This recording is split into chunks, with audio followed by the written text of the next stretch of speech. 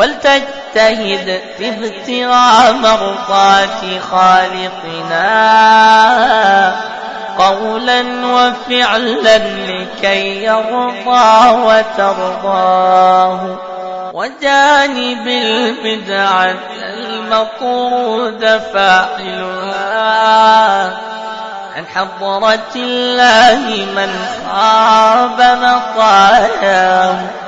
واحرص على السنة الغراء متبعا من يحييها طاب في الدارين محياه.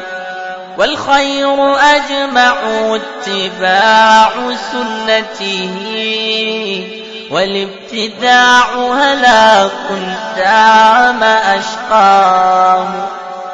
عليك بالعدل والإحسان مؤتمرا وآت حقا أخا يدلي بقرباه.